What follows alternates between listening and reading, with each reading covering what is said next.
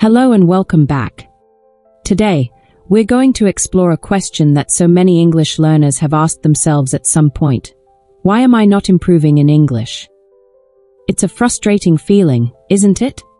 You've been studying for months, maybe even years, and yet you still feel stuck. Perhaps your speaking is slower than you'd like, your listening feels almost impossible when native speakers talk quickly, or you notice that you keep making the same mistakes again and again. Does this sound familiar? If so, let me reassure you, you are not alone. Every learner, no matter their background or level, eventually hits what we call a plateau, that moment when progress seems to stop. But here's the important thing to remember, a plateau is not the end. It doesn't mean you lack talent or ability. It simply means something in your learning approach needs to change. The good news is that there are clear, practical reasons why this happens, and equally clear solutions that can help you move forward. So, grab a coffee or a cup of tea, relax, and let's break it down step by step. By the end of this episode, you'll not only understand why you might be stuck, but also what you can actually do to start improving again.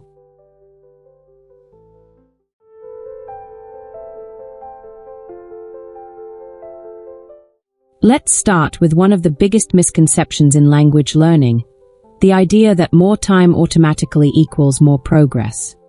Many learners say, "I've been studying English for 5 years, so I should be fluent by now." But the reality is, fluency doesn't come from simply counting the hours, it comes from how effectively you use those hours. Think about it, imagine two learners.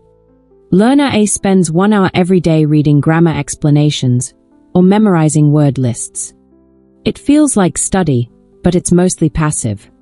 Learner B, on the other hand, uses that same hour to practice speaking with a partner, record themselves, listen back, notice mistakes, and try again. After 6 months, Learner B will likely speak with more confidence and sound more natural, while Learner A may know the rules but still freeze when asked a simple question. It's the same as going to the gym. Sitting on the equipment for an hour won't make you fit. You need the right exercises, repeated consistently, to build real strength. With English, it's practice that pushes you out of your comfort zone, speaking, listening actively, and using new vocabulary. Progress isn't measured in years studied, but in the quality of practice you put in each day. Tip: remember the quality over quantity rule. It's not the hours, it's what you do with them.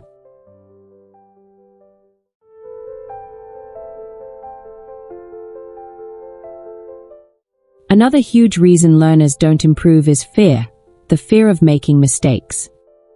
Many learners are terrified of saying the wrong thing. They stay silent in class, avoid real conversations, and instead practice quietly in their head, imagining the perfect sentence. But think about it. Can you learn to swim without getting wet? Or ride a bike without falling a few times? You can't learn to speak English without actually speaking. Children are a perfect example. They make endless mistakes. I go to the park, she doot it, and so on. Adults smile, gently correct them, and over time, they get it right. Children don't stop trying, and neither should you. One of my students once said, "I don't want to speak because I'll sound stupid." My answer: you won't sound stupid, you'll sound like someone who's learning. And that's exactly what you are. Nobody expects perfection. People respect effort. Start small. Record yourself speaking for just 1 minute a day. Talk about your morning, favorite food, or what you did yesterday. Don't aim for perfection, just get used to hearing your own voice in English. That comfort, that little bit of bravery, is the very first step towards fluency. Tip: speak a minute, grow a minute.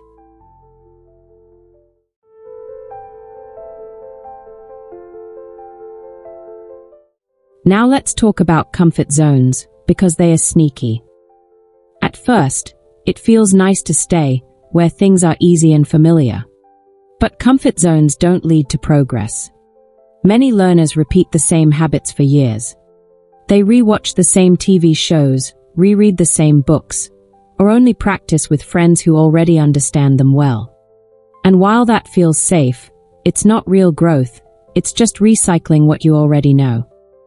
Think of it this way: if you only ever lift the same small weight at the gym, your muscles won't get stronger. Language learning works the same way. If you only stick with what's comfortable, your English won't stretch or improve. For example, if sitcoms feel effortless, switch things up. Try a documentary, a panel discussion, or a drama with more complex language. If graded readers are too easy, challenge yourself with a newspaper article, a magazine feature, or even short stories. If you always talk with the same partner who knows your accent, find someone from a different country with a different accent. Yes, it feels uncomfortable at first. That's normal. But that discomfort is not failure. It's a sign that you're learning, stretching, and moving to the next level of English. Tip: comfort is cozy, growth is uncomfortable.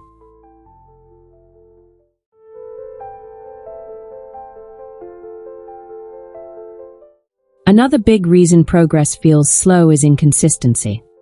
Have you ever studied for hours one day, then nothing for a week? Or crammed vocabulary late one night, only to ignore English for the rest of the month? That's like watering a plant only once in a while, it just doesn't grow. Language learning is not about bursts of energy, it's about steady habits. 10 focused minutes every day beats 3 hours once a week. In the same way that muscles grow with regular training, your English develops when it becomes part of your daily rhythm. So, how do you stay consistent? Pair English with habits you already do. Listen to a podcast while brushing your teeth or cooking dinner. Write a quick journal entry before bed. Read a short news article with your morning coffee. Even changing your phone's settings to English gives you exposure without extra effort. Tip: remember the 10/3 rule. 10 minutes daily beats 3 hours once a week.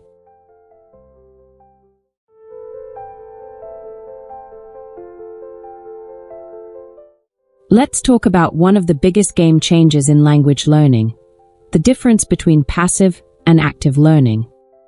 Many learners spend hours listening to music, watching Netflix, or scrolling through English TikToks. This is fine for familiarizing yourself with the sound and rhythm of English, but here's the problem: if you only consume, you stay passive.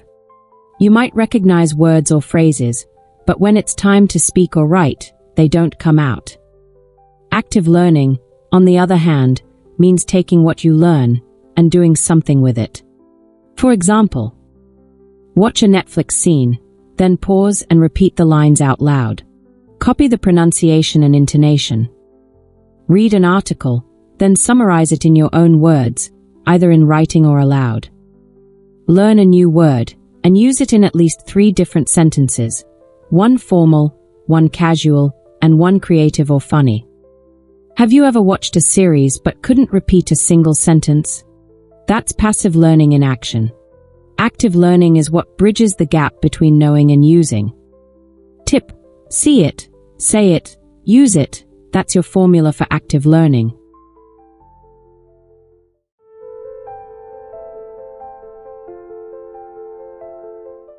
Now, let's discuss a sneaky barrier: unrealistic expectations. Many learners expect that after a year of study, they should be fluent, maybe even sound like a native speaker. Does this sound familiar? When that doesn't happen, frustration sets in, and they feel like failures. But here's the truth: language learning isn't a sprint, it's a marathon. Even native speakers take years to master idioms, advanced vocabulary, and confident communication. The danger of unrealistic goals is that they steal motivation. If you aim too high, too fast, you overlook the real progress you're making. Instead of saying, "I must be fluent in 12 months," shift your focus to achievable steps. For example, I want to order food confidently in English. I want to chat for 5 minutes with a colleague. Step by step, you climb the mountain. Focus only on the peak, and the journey feels endless. But pause, look back, and notice how far you've come. Each small victory matters. Tip: small steps, big climb. Celebrate tiny wins every day. They add up.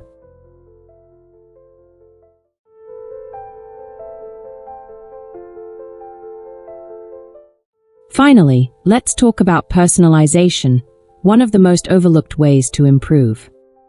Many learners follow generic textbooks, apps, or courses without asking themselves, does this really fit my life? If you're a doctor, why memorize farming vocabulary? If you love cooking, why not learn English through recipe videos or cooking blogs? One student loved football but hated grammar drills. So we redesigned his plan. He read football news, listened to live commentary, and joined fan chats online. Within a few months, his vocabulary grew naturally, his fluency improved, and he even discussed matches confidently in English. Why? Because he cared about the content. Learning became enjoyable, not a chore. Personalization works for any interest. Love music? Translate lyrics, read interviews, or write reviews. Love movies? Watch behind-the-scenes clips and summarize them. When the material excites you, your brain retains more, mistakes feel less intimidating, and practice becomes consistent. Tip: learn what you love what you learn.